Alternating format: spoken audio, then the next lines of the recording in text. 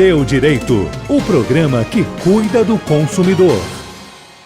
Estamos começando o segundo bloco do nosso programa Seu Direito e o Dr. Sadi Mota quer fazer uma observação em relação ao tema do nosso bloco anterior, falando do superendividamento, né, doutor Sadi? Sim, o PROCON atende os consumidores com endividamento, né, com superendividamento.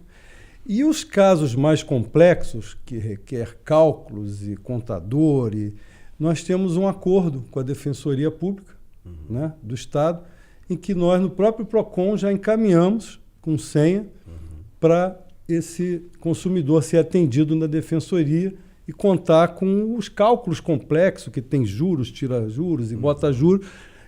Isso daí nós temos esse serviço que é muito interessante no PROCON para o consumidor.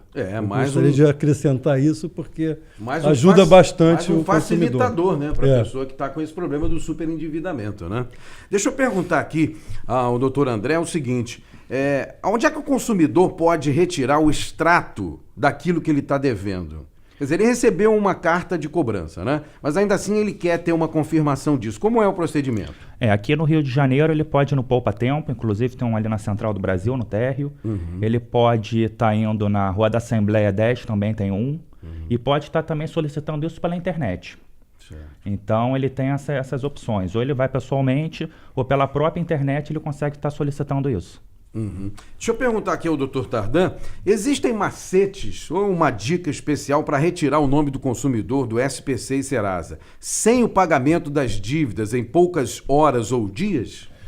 Olha, possível mas é muito difícil, né? Outrora acontecia o seguinte, o consumidor lançado no cadastro negativo, ele ingressava com ação no juizado especial, por exemplo, pedindo uma tutela antecipada e o judiciário com facilidade concedia isso. Hoje o judiciário é muito cauteloso na concessão de tutelas antecipadas. Mas se o consumidor conseguir demonstrar que o lançamento é indevido, porque também acontece isso, aí é muito provável que o advogado consiga, numa tutela antecipada, a autorização judicial ou a determinação judicial no sentido de retirar o nome desse consumidor. Mas, insisto, é muito difícil a concessão de tutela antecipada para retirar o nome negativo. O consumidor tem que ter elementos muito fortes demonstrando que aquela dívida não é devida. Bom, no primeiro bloco falamos sobre isso e agora vamos voltar a esse tema, né? Quanto tempo depois de ter a dívida quitada, o consumidor tem seu nome retirado dos órgãos de proteção? Bom, em tese, imediatamente. O que se entende é que, como o CDC é de 90, a gente não tinha ainda essa automação, né, essa coisa da informática, o tolerável é o prazo máximo de 5 anos. Mas, dada a tecnologia disponível hoje, entendo que o lançamento, a retirada tem que ser imediata. Entendi. Doutor André, acontece muito esse tipo de reclamação? A pessoa quitou a dívida no SPC ou no Serasa com o credor, né? E aí o nome continua lá na lista negra? Sim, isso daí tem muita demanda também e o consumidor deve estar propondo ação nesse caso. Porque o entendimento hoje é que a partir do momento que o consumidor renegocia já a primeira parcela, ele não precisa nem pagar a dívida inteira. A partir do momento que ele já renegocia a primeira parcela, o credor ele pede para dar baixa e esse órgão, né, restritivo de crédito, no caso do SPC ou Serasa, tem até 72 horas para estar efetuando essa baixa. Isso aí eu não sabia, tá vendo? É importante para a família Tupi, quer dizer, no momento em que ele fechou o acordo, pagou a primeira parcela, já tem que ter o nome limpo. Exatamente, não precisa pagar a dívida toda. Na primeira parcela, no pagamento da primeira parcela do acordo, o credor já é obrigado a estar retirando o nome desse consumidor. Agora, é importante também a gente alertar o seguinte, o doutor André está coberto de razão.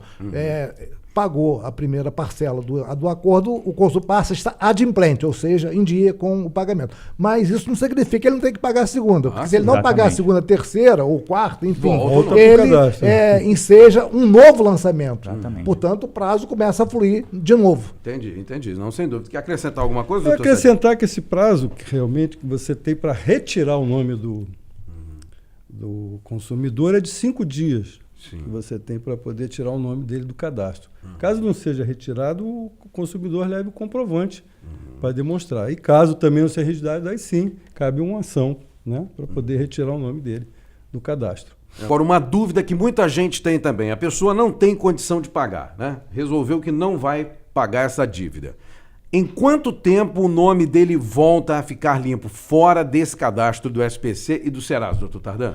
Não, o nome dele estará limpo se ninguém lançar o nome, né? O fato dele estar devendo não significa que o mundo saiba. Agora, se o credor que não recebeu efetuar o lançamento, esse sujeito está com crédito restrito nacionalmente. E a partir do lançamento, se aquele credor não providenciar uma ação ou outra medida qualquer, completados 5 anos do lançamento, efetivamente o nome desse devedor, desse consumidor devedor, sairá do cadastro. Não significa dizer que ele não continue devedor, porque moralmente ele continua eternamente devedor. Do ponto de vista do direito, aí nós temos que discutir a natureza da dívida, prescrição e decadência. Dependendo da natureza da dívida, pode ser que o credor tenha até 10 anos para providenciar o lançamento. É claro que algumas dívidas vão prescrever com um prazo menor, 3 anos, outras 2, né, 5 anos, que é a média. Mas, enfim, o fato de não pagar não significa que esse consumidor não possa sofrer uma restrição nacionalmente com o lançamento no cadastro negativo. Doutor André, o que o consumidor deve fazer se a inclusão no SPC ou Serasa foi por uma dívida já paga por ele ou inexistente? Deve acontecer muito isso também, né? De lançar o nome indevidamente. No caso da dívida já paga, ele tem que procurar ou o PROCON ou um advogado e levar o comprovante de pagamento, né? E efetivamente tentar primeiramente um contato até administrativo com a empresa, enviando essa documentação comprovando que está pago. E no caso de dívida indevida de terceiros, né?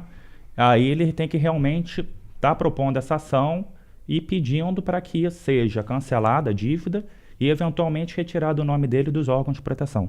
Agora, importante, Helena, isso que o André está colocando, né, o entendimento majoritário, se a gente analisar a nossa jurisprudência, o lançamento indevido do consumidor num cadastro ou a continuação do nome do consumidor que pagou efetivamente a dívida e o nome continua restrito, isso já enseja dano moral, independentemente desse consumidor passar pelo constrangimento. Vamos imaginar, lançou teu nome indevido, você descobriu que o teu nome está lançado indevidamente, mas você não experimentou a negação de um crédito, você nem passou por isso, mas o simples fato do seu nome ter sido lançado indevidamente, a jurisprudência majoritária entende que você já passou pelo chamado dano moral. É porque isso acontece demais, né? Às vezes a pessoa vai até uma loja fazer um crediário e quando vê lá, olha, tem uma restrição aqui ao crédito em seu nome, a pessoa não sabe o que está acontecendo. Principalmente com perda de documento. Inclusive, eu quero dar um alerta para os consumidores que quando perderem o documento, que eles façam um alerta dessa perda, um boletim de ocorrência e um alerta que eles realmente perderam os documentos. Porque de posse desses documentos, a outra pessoa acha e sai fazendo crediário e sai sujando o nome da pessoa. Exatamente. Né? E a pessoa às vezes não sabe, quando vai solicitar um crédito é que percebe que o nome dele está incluído no cadastro. Exatamente. Então, enseja um dano moral. Agora, é importante, já que a gente está falando de dano moral, né, não significa dizer que esse consumidor também ficará rico em razão desse constrangimento. As indenizações a título de dano moral por lançamento indevido em cadastro negativo, no âmbito do Rio de Janeiro, elas se mostram, vou usar uma palavra chula aqui, uma merrecaria, né? É até vergonhoso a gente observar as decisões de juizados especiais quando o consumidor passa pelo constrangimento. Se for uma figura de grande expressão, né, as indenizações costumam ser substanciais, mas o consumidor pobre, coitado, que efetivamente sofre um constrangimento muito grande, porque ele não pode comprar geladeira, enfim, até no supermercado ele fica com restrição, muitos supermercados vendem no crediário. Ele experimenta um constrangimento muito ruim e as indenizações aqui no Rio de Janeiro para esse tipo de dano tem sido, desculpa, de novo, uma merrecaria. Mas tipo o quê? R$1.000, R$2.000 ou menos que isso? Até menos do que isso, muito menos do que isso. Entendi. Bom, essa situação é muito complicada, né? Como o consumidor pode localizar a empresa que o negativou, doutor André? Bom, ele tem que primeiro estar se dirigindo ao próprio SPC ou ao Serasa para estar vendo efetivamente quem o negativou. Se ele tiver dificuldade para encontrar o endereço correto, aí ele pode estar entrando na página da Receita Federal e pelo CNPJ estar puxando o endereço. Ou então ir na junta comercial do Estado e está procurando também esse endereço. Me tira só uma dúvida aqui, doutor André. Eu não lembro não. bem disso, de ter recebido nada.